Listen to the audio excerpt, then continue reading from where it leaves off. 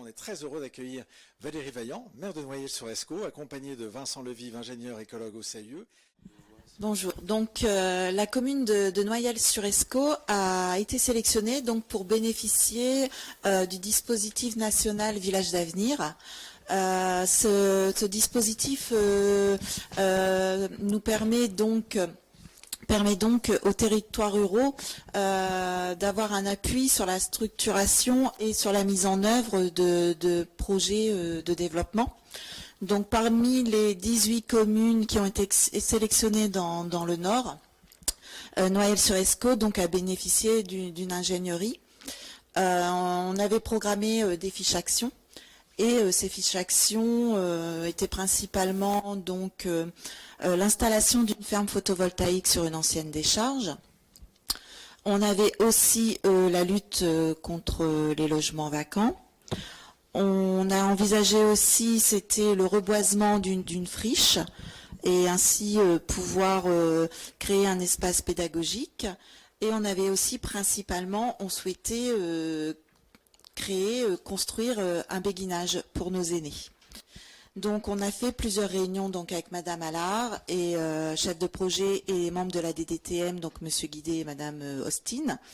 Et on a remarqué que nos projets étaient quand même assez éparses sur le territoire. Donc au cours d'une réunion, Monsieur Guidé nous a proposé de faire appel à l'expertise du CIE. Comme ça nous a permis d'avoir un regard extérieur et une vision d'ensemble par rapport à tous nos projets qu'on avait un peu d'éparpillés sur notre commune. Et de ce fait-là, on a monté plusieurs ateliers. Donc, les ateliers ont été faits en double échelle, hein, c'est ça ? Oui, donc je vais présenter effectivement la démarche qui a été réalisée. Donc effectivement, le CIE a pris le relais en fait du travail qui avait déjà été engagé dans le cadre de Village d'avenir, donc avec effectivement Stéphanie Allard et puis Arnaud Guidé de la DDTM. Et dans ces cas-là, c'est vrai quand on intervient dans une commune, on propose en général une démarche donc en 5 étapes, qui est en fait donc réfléchir, observer, imaginer, réaliser, habiter et vivre. Donc ça c'est la démarche globale qu'on pratique sur l'ensemble des communes qui font appel à nous, justement dans l'objectif d'apporter des réponses globales à l'échelle du territoire communal. Et ensuite on l'adapte évidemment en fonction des contextes, en fonction des élus. Effectivement on construit cette démarche spécifique, donc c'est du sur-mesure qu'on essaie de réaliser. Dans le cas présent, en effet, la démarche qu'on a proposée, donc première étape, réfléchir, donc c'est effectivement les échanges qu'on a pu avoir avec la commune pour bien comprendre le contexte communal, que ce soit d'ailleurs contexte territorial par rapport au projet, contexte aussi, social ou politique, en tout cas la façon dont la commune fonctionne et échange aussi avec ses habitants. Et donc on est arrivé effectivement à cette démarche en accord avec les élus, donc notamment des ateliers donc à 2 échelles. Alors à la fois l'échelle du territoire, du grand paysage au niveau de la commune, et puis également puisqu'il y avait des questions spécifique sur le cœur du village, et bien effectivement un travail plus fin également sur le cœur du village, le centre-village. Là aussi, on a proposé qu'il y ait possibilité de travailler avec des habitants.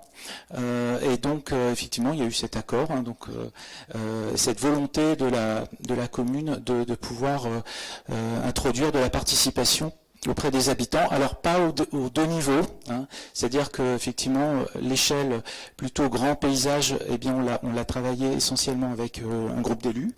Et puis également par contre sur le cœur du village, là on a associé effectivement, mais séparément quand même, les habitants et donc les élus. Et donc, notamment sur le travail observé, imaginé. Et donc, je vais vous présenter rapidement un petit peu les résultats, même si c'est pas l'objet, je dirais, de la journée aujourd'hui, mais c'est pour vous illustrer un petit peu la démarche concrète.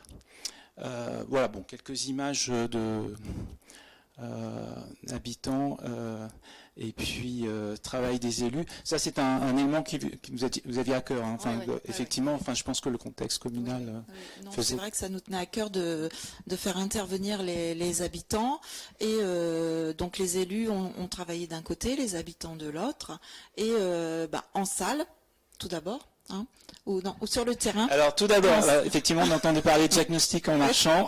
C'est ça, et sur le terrain. On l'a effectivement appliqué dans ce cas-là. Donc on va effectivement regarder quelques résultats. Donc la démarche observée, donc effectivement diagnostic en marchant.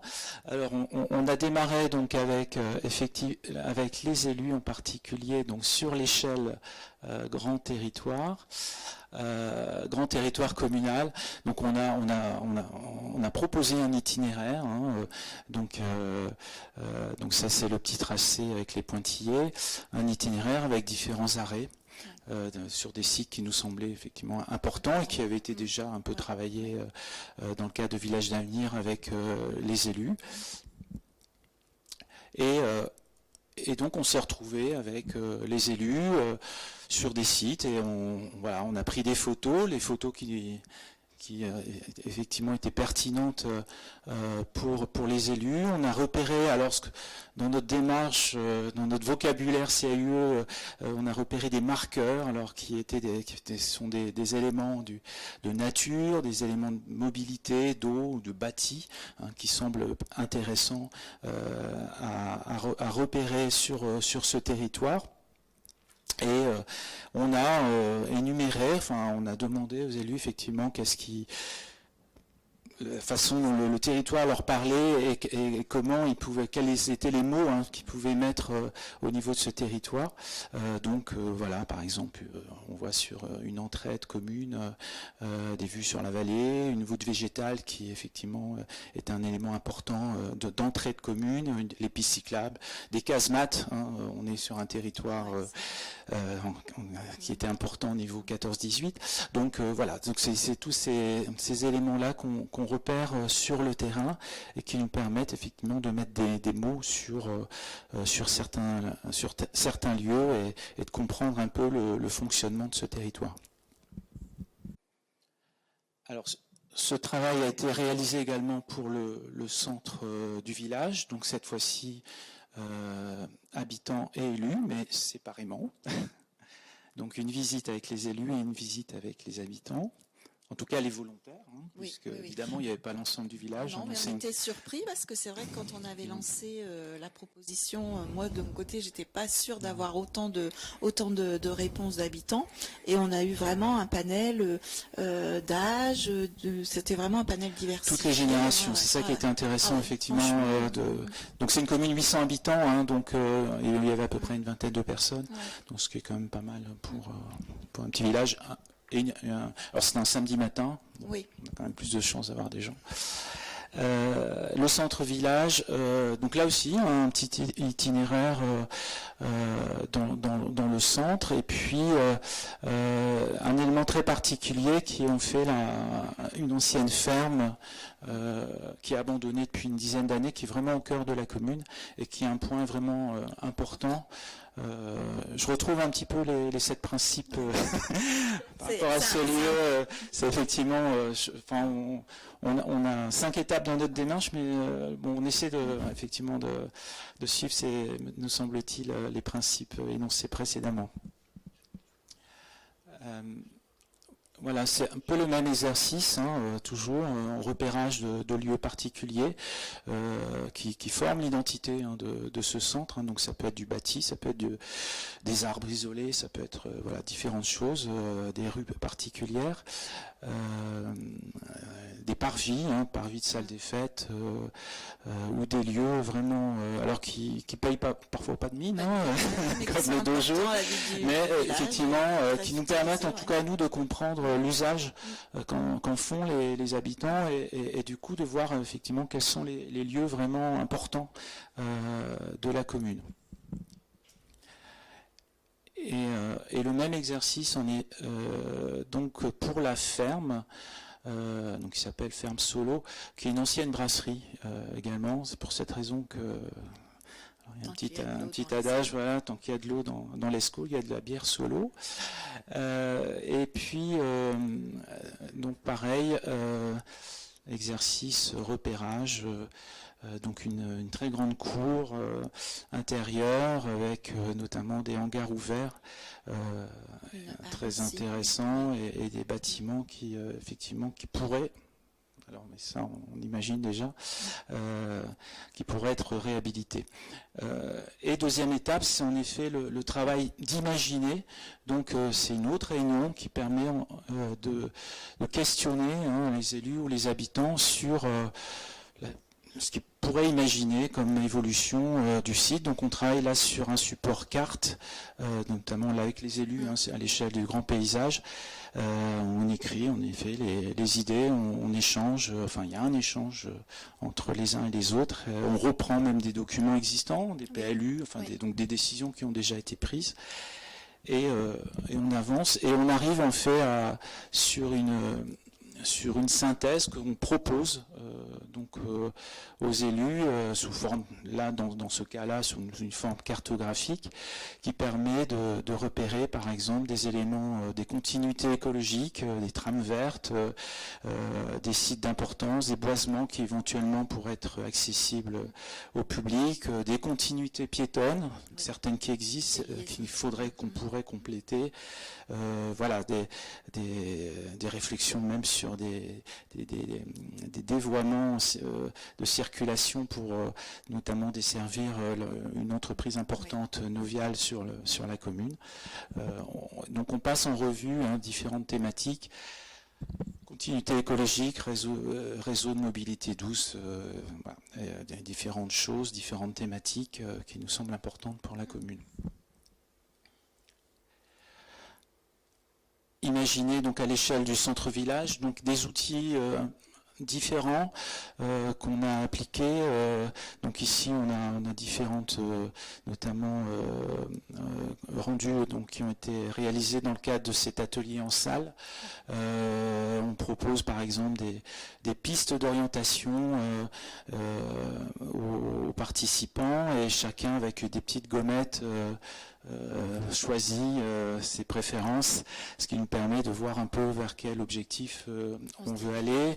Il y a des images de référence également qu'on met en avant pour pouvoir illustrer, se projeter, voilà, donner des idées, même si on n'est pas dans des utilisations de recettes, donner des idées d'ambiance qu'on aimerait retrouver, enfin que les habitants ou les élus aimeraient retrouver. On utilise également des verbes qui permettent de voir un peu quels sont les usages que les gens veulent garder ou développer sur des lieux particuliers. Et donc on arrive à ce type de restitution. Là, il y a eu un petit jeu de comparaison entre ce qu'avaient proposé les élus et les habitants. On se rend compte qu'il y a beaucoup de similitudes et ça nous a rassurés un peu. Et puis, voilà, donc un exemple de restitution, notamment les pistes d'orientation, où on crée une hiérarchie, on se rend compte qu'en effet, il y a une volonté de redynamiser le centre-village, de réinventer le cœur du village, on a vu des petites nuances, et puis des attachements à créer des espaces de convivialité, des espaces apaisés, faire vivre le patrimoine, en effet important de pouvoir justement préserver ce patrimoine, de le réhabiliter, de trouver en tout cas des moyens de le réhabiliter. Voilà, et donc on crée cette hiérarchie. Donc des petites fiches on reprend les pistes d'orientation, on essaie de voir quels sont les usages qui ont été repérés par les uns et les autres, quels sont les endroits, et puis on a les images inspirantes, qui sont donc pas des images de la commune, mais qui ont été retenus, on va dire, par les habitants et les élus pour donner une avec idée. Ouais. Donc on a notre collection d'images qui proviennent de partout, même de pays différents parfois, et voilà. Et donc ça permet notamment sur la ferme en particulier de se rendre compte que voilà, il y a des volontés de. Puis voilà, c'est un village où en effet il y a cette volonté de développer par exemple des espaces de convivialité, des lieux partagés. C'est un peu les difficultés qu'on peut avoir. Ou alors il y a un autre exemple, je crois, voilà, par rapport au patrimoine. Bon là, notamment par rapport à la ferme, on se rend compte qu'il y avait une volonté de garder la grande cour, par exemple, l'espace central de la ferme. Les pavés, les gens sont restés un peu sur les pavés, ou même les grands volumes de granges pourraient éventuellement accueillir des béguinages ou des projets. Voilà, c'était un peu l'idée. Donc là, on n'est pas justement de ne pas détruire, on serait plutôt d'essayer de réhabiliter peut-être, même si peut-être la destruction sera nécessaire à certains endroits.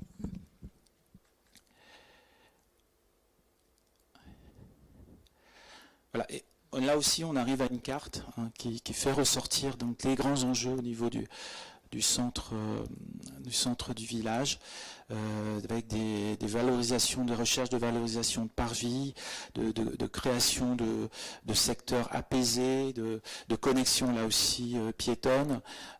Pour les secteurs de ferme, peut-être des secteurs plutôt à vocation d'habitat, qui pourrait donc notamment resservir pour la création d'un espace pour personnes âgées notamment, et des secteurs peut-être de services, là plutôt de services ou d'équipements futurs pour la commune.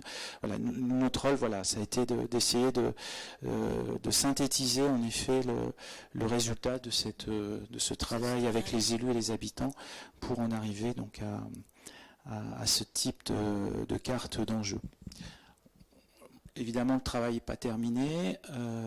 Aujourd'hui, on est donc dans la phase réalisée, et donc on continue à échanger, à essayer de trouver des réponses, parce que maintenant qu'on a imaginé, qu'on a fait rêver un peu tout le monde, il faut arriver à essayer de concrétiser. Donc il y a des réunions notamment qui sont prévues là dans un premier temps. On sait qu'on doit aussi travailler par rapport à notre PLU, parce que par rapport à ce qu'on a travaillé, on s'est rendu compte qu'il fallait l'adapter si on voulait aménager dans la ferme, si on voulait aussi l'installation de la ferme photovoltaïque sur l'ancienne décharge.